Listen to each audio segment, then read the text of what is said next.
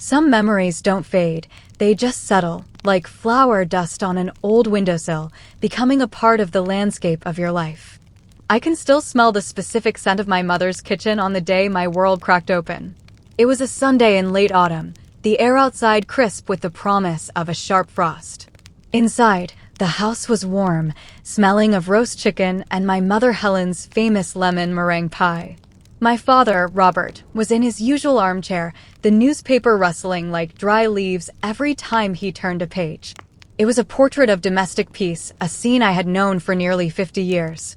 But like a painting with a flaw you only notice when you get close, the peace in our family was a carefully constructed illusion.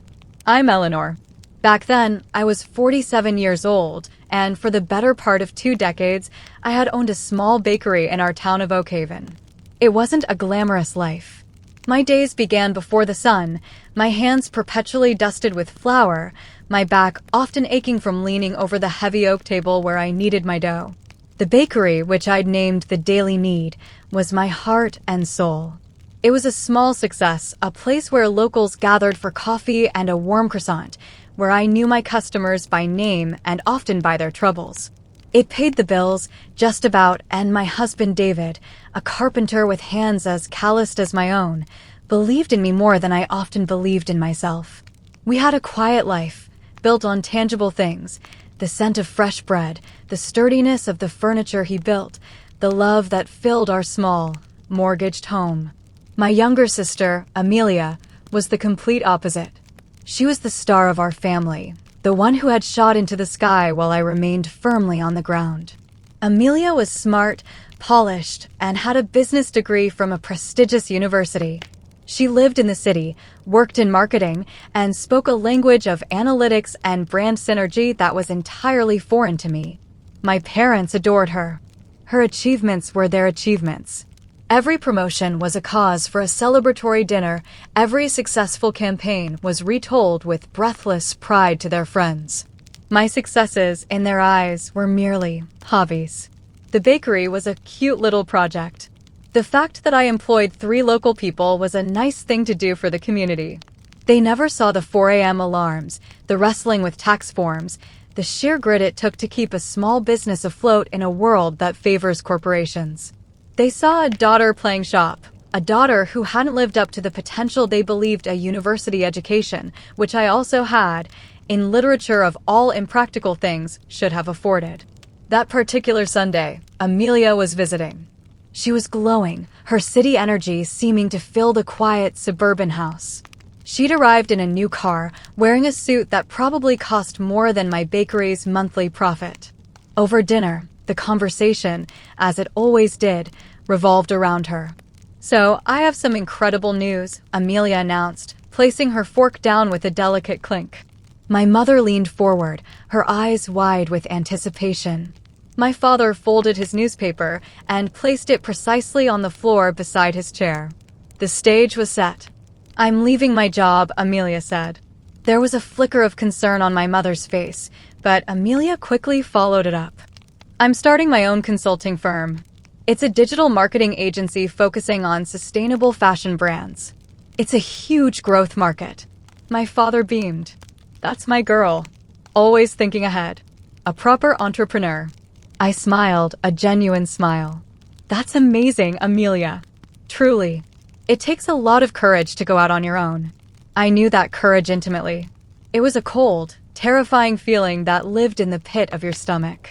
"Thanks, Eleanor," she said, her tone a little dismissive, as if my understanding of business was quaint. "It's a bit more complex than, baking." I felt the familiar sting, but I swallowed it down. I was used to it. "Of course, it requires significant startup capital," Amelia continued, turning her full attention back to our parents.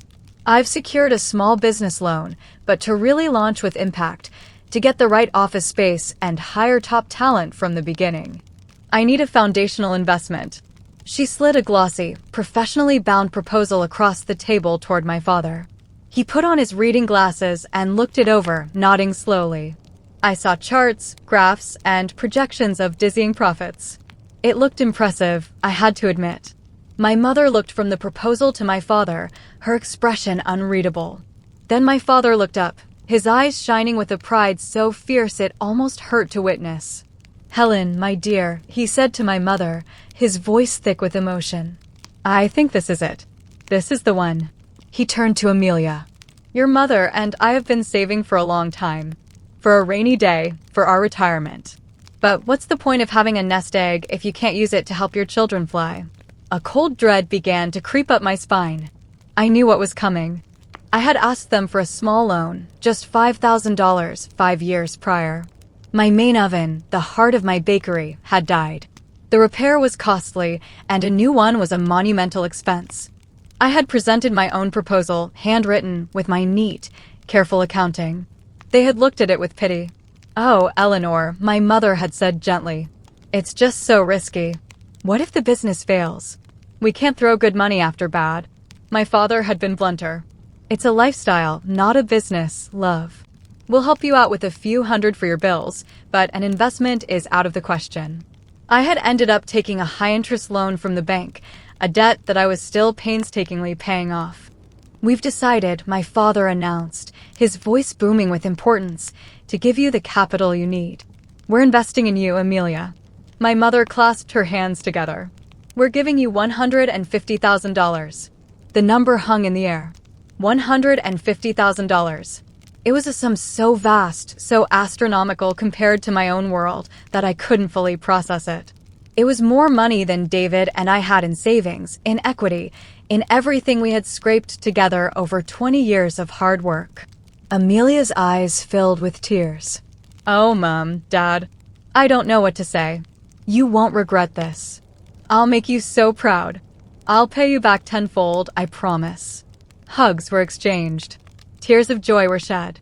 I sat there, my half-eaten slice of roast chicken growing cold on my plate. I felt invisible. It wasn't the money itself that was the dagger. It was the meaning behind it. It was the glaring, undeniable statement. Amelia was a worthy investment. I was not.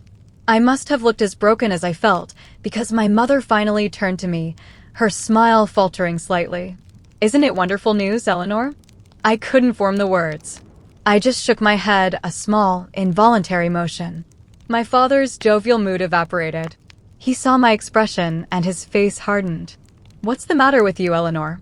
Can you be happy for your sister for once?" "It's not that," I whispered, my voice trembling. I don't understand. I asked for $5,000 once. For the bakery. And you said it was too risky." My mother sighed, a sound of pure exasperation. "Oh, Eleanor, don't start. It's not the same thing at all. This is a real business with a proper plan. We're investing in a sure thing." The implication was clear. My bakery was not a real business. My life's work was a flight of fancy. "A sure thing," I said, my voice gaining a little strength from the sheer shock. "There is no such thing as a sure thing in business, Dad. You know that. I've been running my business for 18 years. I've survived 2 recessions. Amelia hasn't even started hers."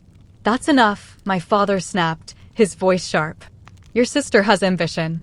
She's aiming for the stars. We want to support that. We've always supported you in your little endeavor. We just don't want Amelia to have to struggle the way you have." Struggle. The word hit me like a physical blow. My life, my hard work, my pride in my self-sufficiency, all of it reduced to a single, pitiable word. Struggle. But the final blow was yet to come. It was my mother who delivered it, her voice laced with a cold disappointment that was far more painful than my father's anger. "Frankly, Eleanor," she said, looking at me as if I were a stranger, "we are pouring our life savings into this because we believe in Amelia. We see her potential. We gave you a good education, the same opportunities, and you chose this. We simply can't afford to back a failure." Failure. There it was. The word they had been thinking for years, the final judgment on my life. It echoed in the warm, comfortable room, sucking all the air out. Failure. The flour on my hands, the early mornings, the smiles of my customers, the quiet satisfaction of a perfectly baked loaf, all of it, in their eyes, amounted to failure. Amelia looked uncomfortable. She glanced at me, then at her professionally printed proposal, a world of difference between us. She said nothing. Her silence was its own form of agreement. I stood up, my chair scraping harshly against the polished wooden floor. I looked at my father's angry face, my mother's cold disappointment, and my sister's awkward avoidance. I saw, with blinding clarity, that I did not belong in this portrait of a happy family. I was the flaw, the crack in the canvas. "I see," I said, and my voice was unnervingly calm. "I understand now." I walked out of the dining room, collected my coat and my handbag from the hall. I didn't say goodbye. As I opened the front door, the cold night air felt like a release. I heard my mother call my name, a note of panic in her voice. "Eleanor, where are you going?" "Don't be so dramatic."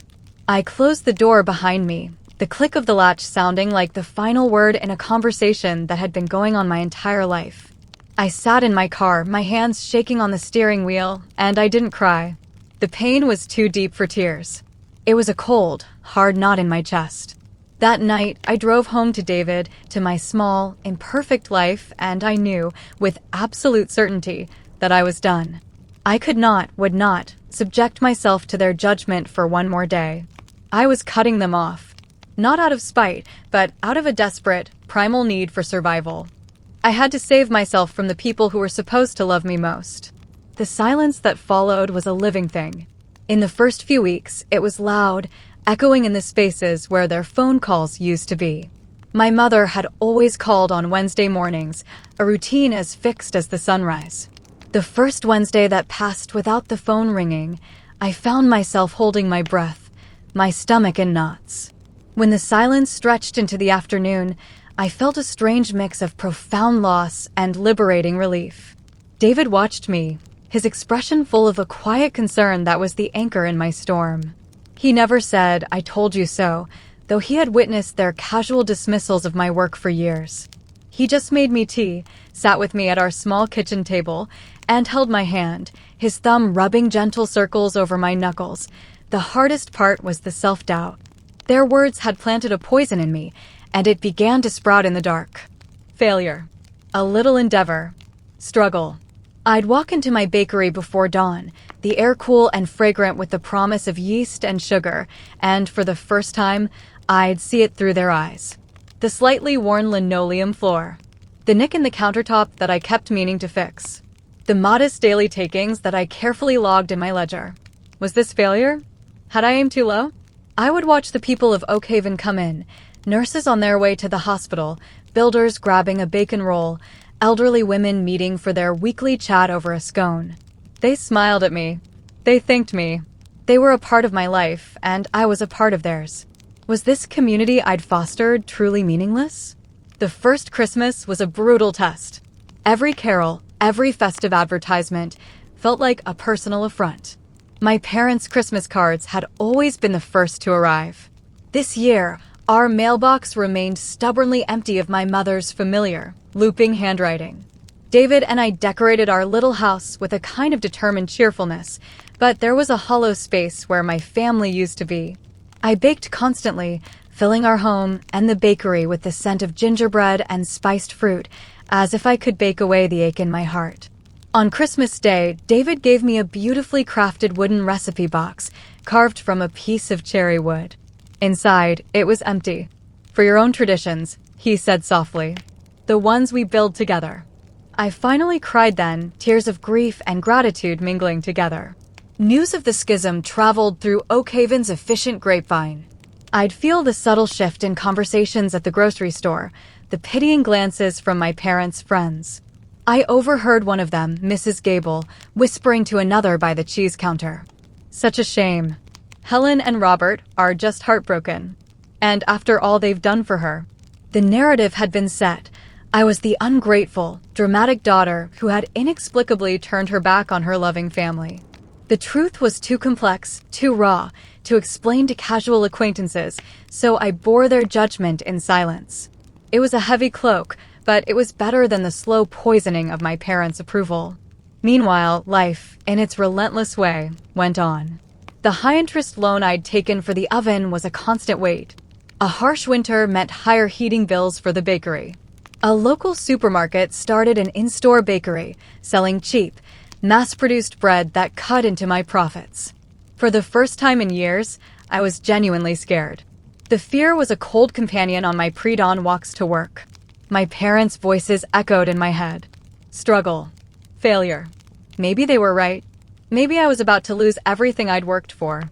One particularly bleak February morning, I was staring at a pile of unpaid invoices, the numbers swimming before my eyes. I felt a despair so profound it was physical. I rested my forehead on the cool surface of my kneading table and thought, I can't do this. I was tired. Tired of fighting, tired of scraping by, tired of being alone in this battle. It was David who pulled me back from the brink. He came into the bakery that evening to help me clean up, and he found me staring blankly at the wall, a half-swept pile of flour at my feet. He didn't say a word. He just wrapped his strong arms around me from behind and rested his chin on my head. "You've built something real here, Eleanor," he murmured into my hair. "It's not made of spreadsheets and projections. It's made of this." He gestured with his head to the quiet, empty shop. "It's the smell. It's the warmth. It's Mrs. Peterson telling you that your sourdough is the only bread her husband can eat. It's the teenagers who have their first date over one of your ridiculous milkshakes. You're not failing. You're just forgetting what success looks like for you." His words were a lifeline. He was right. I had been trying to measure my life with their ruler, of a ruler that was never designed for me. My success wasn't about exponential growth. It was about sustainability, community, and connection. I had to stop seeing my business as a smaller, less important version of my sister's and start seeing it for what it truly was. That night, an idea sparked. It wasn't a grand, Amelia-style business plan. It was small, and it came from the heart. The next day, I put a sign in the window, "Baking from the Heart, a beginner's sourdough workshop." I charged a modest fee, enough to cover ingredients and my time. I was terrified no one would sign up. The first class sold out in 2 days. I found a new energy in teaching. I loved watching the tentative faces of my students, a retired school teacher, a young dad, a stressed-out lawyer as they learned to handle the sticky, living thing that is a sourdough starter. I taught them to feel the dough, to listen to it, to understand its rhythms. I was sharing not just a recipe, but a piece of my soul. I was sharing the magic that had sustained me. The workshops became a regular feature. They brought new people into the bakery and provided a much-needed injection of cash. I started a pay-it-forward board where customers could prepay for a coffee or a loaf of bread for someone in need. It became a beloved part of the shop. People weren't just buying bread, they were participating in an act of community kindness. The bakery's identity shifted. It wasn't just a place to buy goods, it was the heart of the neighborhood, a place of warmth and connection. I started collaborating with local producers. A nearby farm supplied my eggs and milk. A local beekeeper provided honey for my granola. I created a Taste of Oakhaven hamper that became incredibly popular with tourists and as a gift. My business wasn't just surviving, it was weaving itself more deeply into the fabric of the town. My profits grew, slowly but steadily. It wasn't a corporate explosion, but it was solid, organic growth. I paid off the high-interest loan for the oven. The relief of that final payment was a feeling of victory more potent than any stock market gain. I heard snippets about Amelia through the grapevine. Mrs. Gable, cornering me one day by the jams, told me with a concerned frown that Amelia was working frightfully hard. "Robert and Helen are so proud, of course," she'd said, "but they do worry. She's poured everything into that business." There was a mention of a glossy magazine feature, a fancy launch party. It all sounded very distant and unreal, like a story from another world. I felt a strange pang of nothing. Not jealousy, not bitterness. Just a detached sense of distance. Her path was hers, and my path was mine. Just before the 2-year anniversary of that fateful Sunday dinner, I was cashing up at the end of a busy Saturday. A young woman, a student I'd hired for weekend shifts, was wiping down tables. She was saving up for a trip, she'd told me. She was a hard worker. The bakery was full of light and laughter that day. I looked at my ledger, and for the first time in a long time, the numbers weren't just black, they were a healthy, reassuring black. We had made a real profit, enough to give myself and David a proper holiday, enough to start a small savings account without fear. I looked around my little shop. I saw the Pay It Forward board covered in colorful notes. I saw the photos from the baking workshops pinned to a corkboard full of smiling, flour-dusted faces. I saw the sturdy shelves David had built, laden with bread that would feed my neighbors. I breathed in the familiar, comforting scent of my life's work. This was not struggle. This was not failure. This was my success. It was a quiet, handmade, hard-won success. And it was all mine. I no longer needed anyone else to validate it. The silence from my parents' house was no longer a loud, accusing absence. It was just quiet. A peaceful, empty space that I had filled with my own life, my own work, my own joy.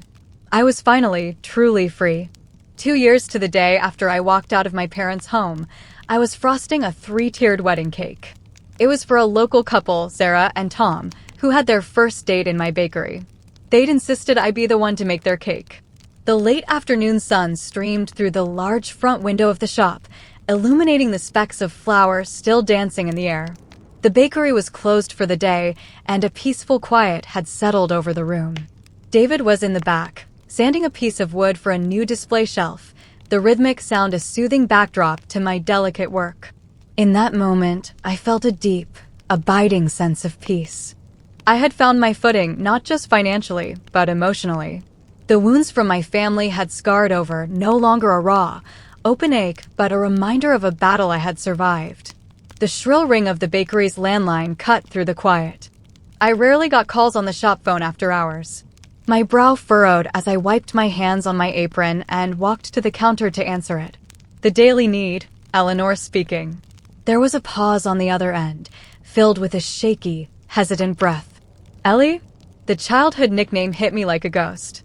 Only one person had ever called me that. Amelia? I asked, my voice barely a whisper. My heart started to pound, a frantic, trapped bird against my ribs. Hi, she said. Her voice was thin, fragile, nothing like the confident, polished tone I remembered. It was stripped of all its corporate gloss. I'm sorry to just call like this. I got the number from the website. It's okay, I said automatically, my mind racing. Why was she calling? After 2 years of absolute silence. Is everything all right? A sound that was half laugh, half sob came down the line. No, not really. Not at all, actually. She took another ragged breath. Ellie, I was wondering if I could see you. To talk. I was stunned into silence. David had stopped his sanding. The silence from the back of the shop was absolute. He knew. I'm in Oak Haven, Amelia rushed on, as if afraid I would hang up. I'm at the old park, by the duck pond. I know it's a lot to ask, but please. The last word was a desperate plea. My mind was a whirlwind of conflicting emotions. Anger, resentment, a flicker of old, sisterly duty. And curiosity. I looked at the beautiful, perfect wedding cake on my counter, a symbol of the life I had built from the ashes of their rejection. I looked towards the back of the shop where my husband stood, my silent partner in this new life. I had every right to say no. I had earned the right to my peace. Give me 20 minutes, I said, the words surprising me as much as they probably surprised her. When I told David, he just nodded, his face serious. Be careful, I'll guard your heart. You don't owe her anything. I know, I said, untying my apron. But I have to hear what she has to say. For myself. The park was just as I remembered it from childhood, though the autumn leaves were thicker on the ground. I saw her sitting on the same bench where we had once fed stale bread to the ducks, our legs too short to reach the ground. She looked smaller than I remembered, diminished. The expensive suit was gone, replaced by jeans and a simple jumper. Her face was pale, her eyes shadowed with exhaustion. When she saw me approaching, she stood up, her hands twisting nervously. We stood a few feet apart, an awkward, charged space between us. Thank you for coming, she said. Why are you here, Amelia? I asked, my voice softer than I intended. Tears immediately welled in her eyes, and she didn't bother to wipe them away. It's all gone, Ellie. All of it. The business, it failed. Spectacularly. She told me the story in disjointed, painful bursts. The high overheads of the fancy office. The clients who didn't pay on time. A key employee she'd hired who left and took her biggest account. The market had shifted, and her sure-thing business model was built on sand. She had been living a lie for the last year, projecting an image of success to our parents, to the world, while she was sinking deeper and deeper into debt. The $150,000, she choked out the words, is gone. All of it. And more. I've lost everything.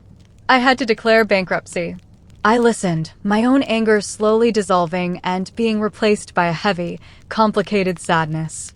I had imagined this moment, in my darkest hours, as a moment of triumph. I had imagined feeling vindicated. But sitting here, looking at my sister's broken face, all I felt was a profound sense of waste. Of two lives, twisted and damaged by our parents' misguided values. And Mum and Dad? I asked quietly. They're devastated, she said, her voice cracking. Not just about the money. They don't understand. They keep asking what went wrong, why I let this happen. They look at me now the way they used to look at you. She finally met my eyes, and the shame in them was raw, with disappointment, as if I'm a failure. The irony was so thick, so bitter I could taste it. The golden child had fallen, and in doing so, had finally understood my exile. I'm so sorry, Ellie, she whispered, and this time, the apology was for more than just the money. I'm sorry for that day, for all the days before it.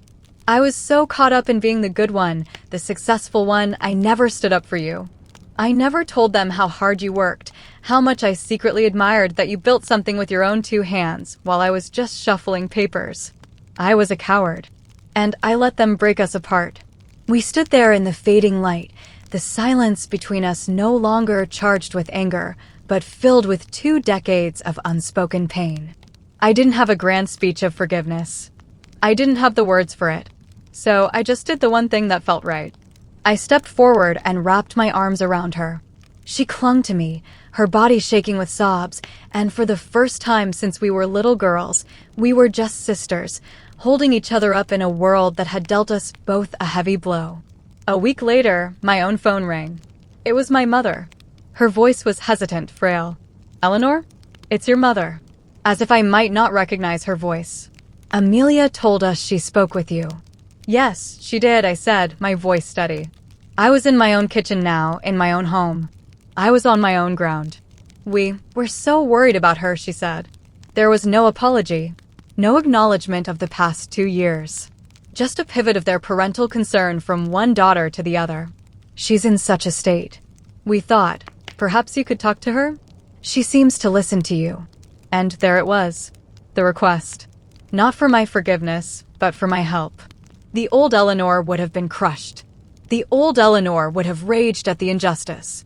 But the woman I was now, the woman who had built a life on her own terms, simply felt a quiet sense of clarity. She's my sister, I said. I'll always be there for her. But if you and Dad want to have a relationship with me, it's going to be different now. The judgment has to stop. The comparisons have to stop. You have to see me, my life, and my work for what it is, not for what you wanted it to be. There was a long silence on the line. I could hear my father talking in the background. Then my mother spoke, her voice small. We would like that, Eleanor. A few days later, they came to the bakery. It was the first time they had ever set foot in it. I saw them hesitate at the door, looking in at the bustling room, the laughing customers, the shelves laden with gold-encrusted bread. They looked like tourists in a foreign country. I didn't rush to greet them. I finished serving a customer, then wiped my hands on my apron and walked over. Hello, Mum. Hello, Dad. My father looked around, his gaze falling on the Pay It Forward board. He read a few of the notes. My mother looked at the wedding cake I was finishing, her eyes wide. You've been busy, my father said. It wasn't a compliment, not yet. It was just an observation, a statement of fact. Yes, I said. I have. I didn't offer them a grand tour. I didn't try to prove anything. I simply went to the bread rack, selected a still warm sourdough loaf, and placed it in a bag. I walked back and handed it to my mother. Here, I said. Take this. For your dinner. She took the loaf, her hands closing around the warmth of the crust. She looked down at it, this simple product of my failure, of my struggle. And for the first time in my entire life, I saw a glimmer of something in her eyes. It wasn't pride, not yet. It was something far more fragile and far more important. It was a flicker of understanding. Our healing wasn't a miracle. It was slow and awkward and painstaking, like nursing a sourdough starter back to health. There were no dramatic apologies, no grand gestures. But they started calling again. They would ask about the bakery, and I would tell them. They would tell me about their garden, and I would listen. We started to build something new, a relationship based not on expectation and disappointment, but on a quiet, tentative acceptance. I never got an apology in words. The $150,000 was a ghost that would always haunt our family history. But my apology came in other ways. It came when my father quietly fixed the hinge on the bakery door. It came when my mother brought me a clipping from a magazine about a new baking technique. It came when they sat at a small table in the corner of my bakery, drinking coffee, just watching the beautiful, ordinary, successful life their daughter had built, not with their money, but with her own two hands. And in the end, I realized that was more than enough. My wealth was never going to be counted in a bank account. It was counted in the weight of a warm loaf of bread, the strength of my husband's hand in mine, and the hard-won peace of knowing my own worth. There are certain silences that are heavier than any words. The silence of an empty house after a loved one is gone. The silence of a phone that never rings. And then there's the most delicate silence of all, the quiet that settles after a war has ended, when two sides are learning to occupy the same space without their armor. That was the silence that defined our family for the better part of a year after Amelia's collapse and my parents' tentative return to my life. It was a fragile truce, held together by things left unsaid, by cups of coffee and loaves of bread that were offered like peace treaties. I'm Eleanor. The bakery, my beloved daily need, had become more than just my business. It was my sanctuary, the proof of my resilience written in flour and yeast. The 2 years I had spent away from my family had forged a strength in me I never knew I possessed. I no longer looked for their approval in the reflection of my shop window. My success was measured in the loyalty of my customers and the quiet satisfaction I felt at the end of each long day. David, my husband, remained my anchor, his steady love a constant reassurance that the life we had built was more than enough. My parents, Robert and Helen, had become cautious visitors to my world. They would come into the bakery on a Saturday morning, perching awkwardly at a small table like uncertain birds. My father, who had once dismissed my life's work with a wave of his hand, would now ask detailed questions about my wholesale accounts. My mother, who had called me a failure, would watch me interact with my customers, a strange, unreadable expression on her face. They never spoke of the $150,000. They never spoke of the years of favoritism. And I never asked them to. Their presence in my bakery was its own silent, ongoing apology. Amelia was rebuilding her life from the ground up. She had moved into a small apartment in a town nearby, a world away from her sleek city condo. She'd taken an administrative job at a local solicitor's office, a position she was wildly overqualified for. But it paid her bills. It was humbling work, she told me, but it was honest. We met for coffee once a week, forging a new sisterhood from the rubble of the old one. We talked about everything and nothing, the terrible office coffee, her boss's annoying habits, a new recipe I was trying. We were learning to be sisters without the suffocating roles of the success and the failure. We were just Eleanor and Amelia. One Tuesday in early spring, as the first daffodils were pushing their way through the cold earth, I was demonstrating a braiding technique to a new apprentice, a bright young girl named Chloe. The atmosphere in the bakery was warm and cheerful. My father had been in earlier and bought a Battenberg cake, telling me with gruff affection that it was the only kind my mother still liked. It was a small moment, but it felt significant, another brick laid in the foundation of our new, fragile peace. Life had found a gentle, predictable rhythm. But life, I have learned, has a way of shattering rhythms. The phone rang just after lunch. It was my mother. Her voice was a sound I had never heard before, thin, high, and cracking with sheer terror. "Eleanor." It's your father. He's had a fall. The ambulance is here. I don't know what to do. The world narrowed to the sound of her panic. I ripped off my apron, my hands suddenly clumsy. Where are you? Which hospital are they taking him to? I called out to Chloe to close up the shop, my mind already calculating, shifting from baker to crisis manager in the space of a heartbeat. I called David, my voice trembling, and then I called Amelia. Within the hour, the three of us, my mother, Amelia, and I, were huddled together in a sterile, beige waiting room at Oak Haven General Hospital. My mother was shaking, her face a mask of disbelief. Amelia was paper white, staring at her hands as if she didn't recognize them. And I was the one filling out forms, talking to nurses, asking the questions. The irony was not lost on me. I, the disorganized, creative one, the daughter who supposedly couldn't manage a real business, was now the calm center of our family storm. The doctor, a kind woman with tired eyes, finally came to speak with us. The words she used were clinical, but their meaning was devastating.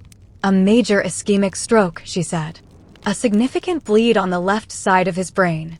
She spoke of paralysis on his right side, of aphasia, the loss of his ability to speak and understand language. My father, Robert, the man of words, the man who read 3 newspapers a day, whose booming voice had both judged and praised me my entire life, was silenced. Seeing him for the first time in the ICU was like looking at a stranger. He was so small in the large hospital bed, dwarfed by the machines that beeped and whirred around him, each one a testament to his body's betrayal. His face, usually so expressive and commanding, was slack on one side. His eyes, when they fluttered open, were filled with a terrifying confusion and fear. He tried to speak, but only a garbled, frustrated sound came out. My mother let out a small, wounded cry and crumpled. Amelia stared, her hand covering her mouth, horror-struck. I walked to the side of the bed.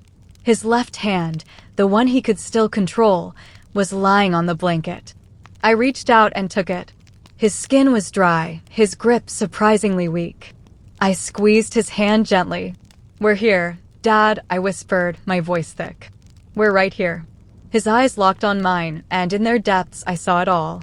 The terror, the frustration, and a desperate plea for help. In that moment, all the years of hurt, the favoritism, the bitter words, they all evaporated. He wasn't the powerful patriarch who had wounded me. He was just my father. And he was frightened. And I knew, with a certainty that settled deep in my bones, that I would not let him face this alone. The struggle he had always pitted me for had, in fact, been my training ground. I knew how to fight. And now I would fight for him.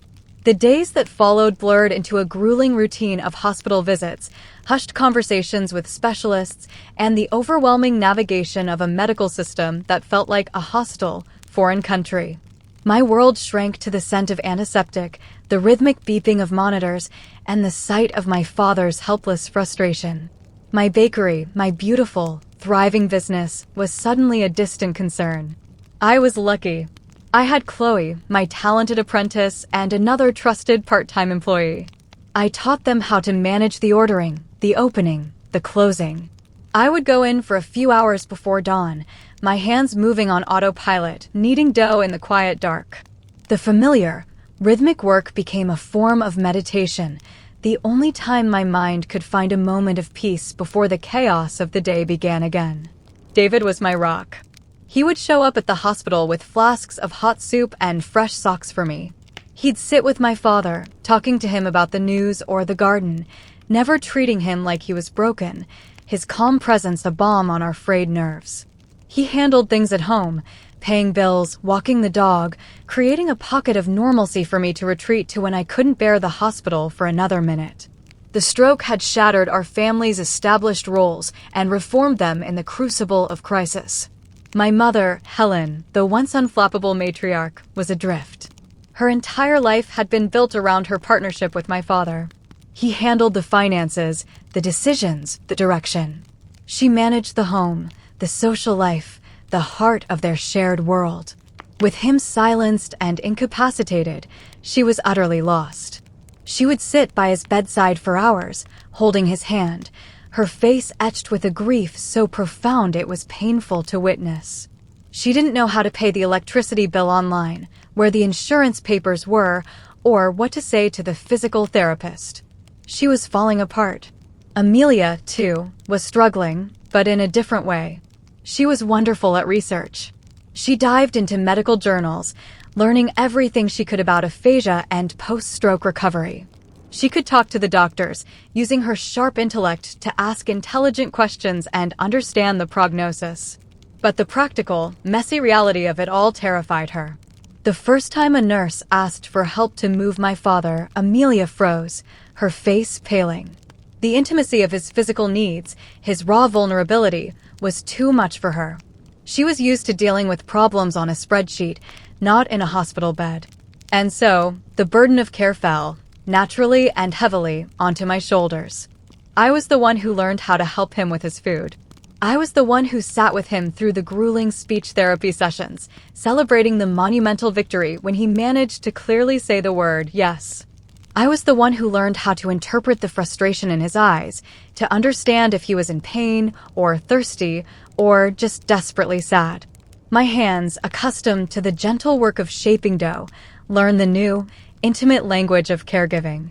It was exhausting, relentless work. One evening, about 3 weeks in, I was sitting alone with my father. My mother and Amelia had gone home, emotionally spent. The ward was quiet. My father was agitated, trying to communicate something, his left hand gesturing wildly, his voice a torrent of meaningless sounds. His frustration mounted until tears of rage and despair streamed down his face. It was agony to watch. I held his hand, trying to soothe him, my own heart breaking for him. "It's okay, Dad. It's okay. Just try to rest," I murmured. But he wouldn't rest. He pointed insistently at the small locker beside his bed. I opened it. Inside was his wallet, his watch, and the book he'd been reading. "The book?" I asked. He shook his head violently. "The wallet?" He shook his head again. I was at a loss. Finally, his finger jabbed towards a small, zipped compartment in the locker door. I opened it. Inside was a single, folded piece of paper. It was a receipt. A receipt from my bakery, from the morning of the stroke. For one Battenberg cake. He looked at me, his eyes pleading. And then, with a monumental effort, his mouth worked and a sound came out. A rough, distorted, but recognizable syllable. Li. My name. He had fought through the fog of his broken brain to say my name. I sank into the chair, the bakery receipt clutched in my hand, and I wept. The tears were not just for his pain, but for the profound, terrible beauty of that moment. In his darkest hour, the last clear thought he had, the last normal thing he had done, was connected to me, to my bakery. It was a validation more powerful than any apology, more precious than any amount of money. Later that week, I found my mother in the hospital cafeteria, stirring a cup of tea she hadn't touched. She looked a decade older. The carefully constructed facade of the competent suburban wife had crumbled, revealing the frightened woman underneath. I sat down opposite her. "You need to eat something, Mum." She shook her head. "I can't." She looked up at me, her eyes swimming with unshed tears. "I don't know how to do this, Eleanor. I don't know how to live without him being him. He always took care of everything. I feel like such a fool." "You're not a fool," I said gently. "You're in shock. We all are." "No, it's more than that," she whispered, her voice raw. "All these years, I leaned on him. And I pushed Amelia. I pushed her to be the one who would be successful, who would be independent, who would never need a man the way I needed your father. I thought that was the greatest gift I could give her. I wanted her to be strong." She finally looked at me, and her gaze was full of a dawning, painful realization. "And you were strong all along. You did it all by yourself. You built a business, a home, a life. You weathered every storm. And I never saw it. I called your strength struggle. I was so busy looking for the kind of success I understood, the kind with a fancy office and a big title, that I was completely blind to the real thing, standing right in front of me." She reached across the table and her cold, trembling hand covered mine. I am so sorry, Eleanor. I am so sorry. Not for the money. For my blindness. Can you ever forgive me for being so blind? There, in that sterile cafeteria, over a cup of cold tea, was the apology I had never thought I would hear. It wasn't about being right or wrong anymore. It was about a mother finally, truly seeing her daughter. There's nothing to forgive, Mom, I said, my throat tight. We just have to get through this. Together. And for the first time, I believed we could. The weeks turned into months. My father was eventually moved from the hospital to a dedicated rehabilitation facility. His progress was agonizingly slow, a journey measured in millimeters. He regained some movement in his leg, enough to stand with a frame. His speech came back in broken fragments, simple words he had to fight for, each one a victory. The powerful patriarch was gone, replaced by a frail, determined man who was learning to navigate a newly terrifying world. The crisis changed us all. My mother, forced out of her dependency, began to find a new, quiet strength. With Amelia's help, she learned to manage her own finances. She started driving again, conquering a fear she'd had for years. She even started volunteering at the rehab facility, reading to other stroke patients, her voice a comfort in the quiet rooms. She was channeling her grief into purpose. Amelia, too, found a new calling. Her experience navigating the medical bureaucracy for my father revealed a skill she never knew she had.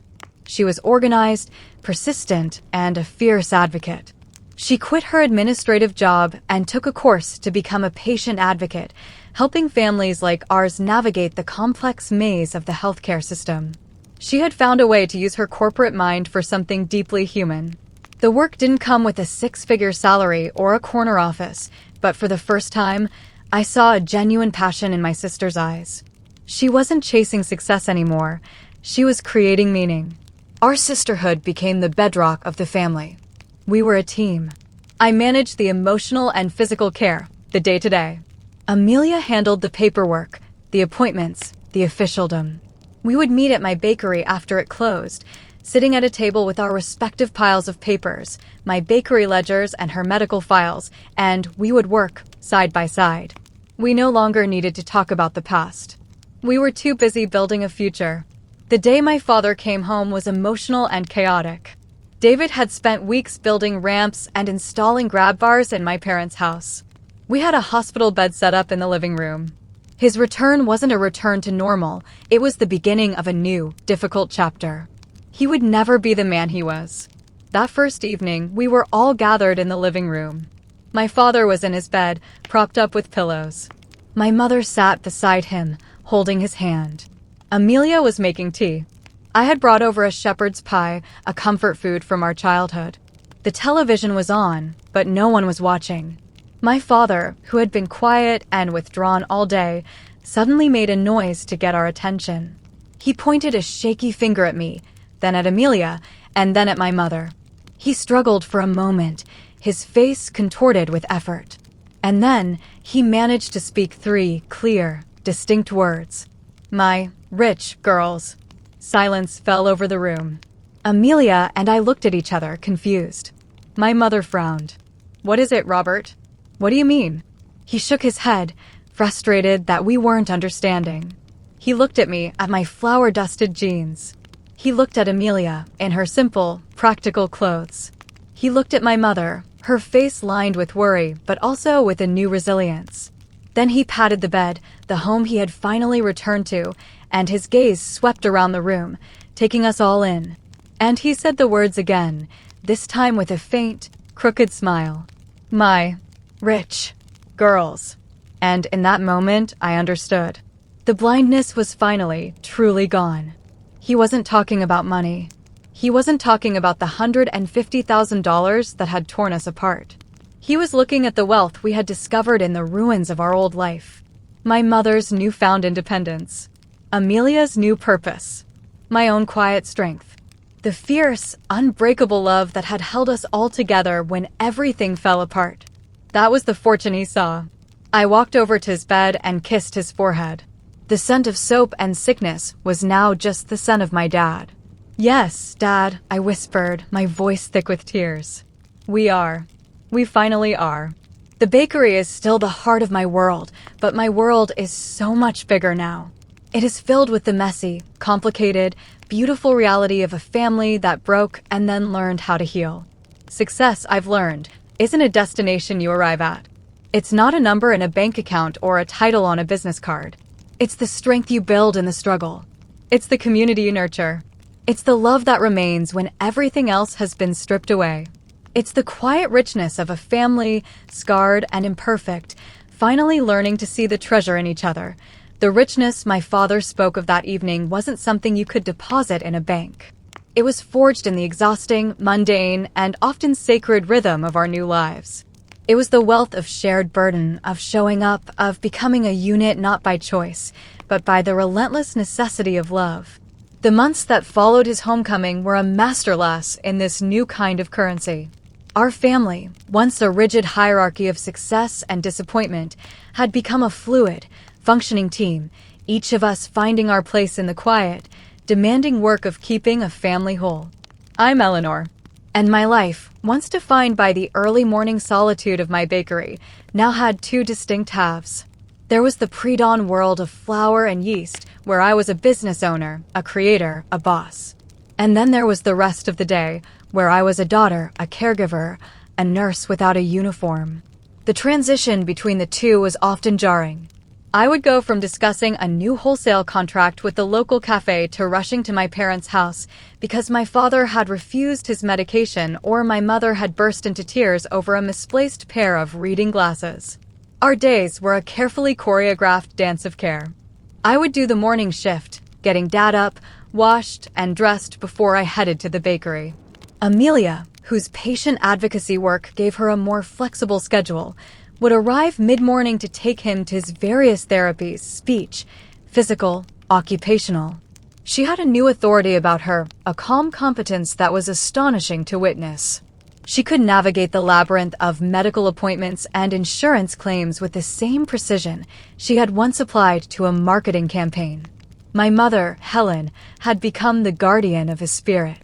She read to him for hours, everything from his beloved history books to the local newspaper, her voice a constant, soothing presence. She found old photo albums and would sit with him, pointing to pictures of us as children, telling him the stories he could no longer tell himself. This new routine, however, was not a seamless, happy montage. It was hard. It was bone-achingly, soul-wearyingly hard. There were days my father's frustration would curdle into a silent, simmering rage that filled the house with a terrible tension. He would knock things from his bedside table with his good hand, his eyes blazing with the fury of a prisoner in his own body. On those days, my mother would shrink, her newfound strength deserting her. It was on me to be the calm one, to clean up the mess, to look into my father's furious eyes and say, "I know, Dad. I know it's not fair," until the storm in him passed. I remember one night in particular, about a year after the stroke. It had been a brutal day. My father had choked on a piece of food, a terrifying moment that left everyone shaken. Then the bakery's refrigerator had decided to break down, a catastrophic expense I hadn't budgeted for. I finally got home after 10, soaked from a sudden downpour, and found David in the kitchen, a plate of food waiting for me in the oven. I sat down at the table and just stared at the wall. David sat down opposite me and took my hands. They were chapped and smelled faintly of bleach from cleaning at my parents' house. "You're carrying too much, Elle," he said softly. "There's no choice," I said, my voice flat with exhaustion. "Who else is going to do it?" "We are," he said, his grip tightening on my hands. "Amelia, your mother. Me. You've been the general for so long you've forgotten you have an army. You're allowed to be tired. You're allowed to fall apart for a minute. I'm here to catch you." His simple words cracked open the dam I had built around my own feelings. I leaned forward, rested my forehead on our joined hands, and sobbed. I cried for my father's stolen future, for my mother's lost partnership, for the carefree life I had once known. I cried for the broken refrigerator and the endless parade of small and large disasters. And when I was done, I felt lighter. He was right. I wasn't alone in this struggle anymore. We were all struggling together. This, too, was a form of richness. The true shift, the final healing of the deepest wound, came on a quiet Sunday afternoon. We were at my parents' house. It was the third anniversary of the day I had walked out. The date hadn't been mentioned, but it hung in the air, a silent anniversary. Amelia and I were helping my mother sort through some old boxes from the attic. My father was dozing in his chair by the window. In one of the boxes, my mother found a collection of old, dusty photo albums. We sat on the floor, flipping through the faded, square photographs of a life that felt a million miles away. There were pictures of Amelia's graduation, my parents' wedding, family holidays by the sea. And then I found it. A picture of me, aged about 7. I was in the back garden, covered head to toe in mud, a deliriously happy grin on my face. In my hands, I was holding a collection of lopsided, mud pies, decorated with daisies and pebbles. "Oh, I remember this day," my mother said with a soft laugh. "You had your own little bakery under the oak tree. You spent the entire afternoon making those mud pies. You were so serious about it. You wouldn't let anyone near them." Amelia smiled. "I remember. You tried to sell one to Dad for his pocket change." As they spoke, I was aware of a sound from the corner. My father was awake. He was looking at the photograph in my hand, a flicker of something in his eyes. He lifted his left hand and pointed a shaky finger at the picture. At me. At the mud pies. Then he looked at me, the 52-year-old woman sitting on the floor. He brought his hand to his chest, and then, with a great and deliberate effort, he made a gesture. He mimed taking a bite of something, and then he gave a slow, emphatic nod. After the nod, he smiled. It wasn't the lopsided, post-stroke smile we were used to. It was a real, genuine smile, one that reached his eyes. And in his eyes, I saw the memory. He remembered the little girl with the mud pie bakery. He remembered her seriousness, her focus, her joy in her creation. My mother's hand flew to her mouth, her eyes wide. Amelia was silent, her face full of wonder. He couldn't say the words. He couldn't say, "I see now." He couldn't say, "It was always in you." He couldn't say, "I was wrong." He didn't have to. In that one simple gesture, he said it all. He had connected the little girl with mud on her face to the woman with flour on her hands. He saw the through line. He finally understood that my bakery wasn't a consolation prize or a failed ambition. It was the truest and most authentic expression of who I had always been. The $5,000 loan, the $150,000, the bitter words, they were all ghosts that were finally, peacefully, laid to rest in that moment. I looked at my father, the frail man in the chair, and felt a wave of love so pure and overwhelming it almost brought me to my knees.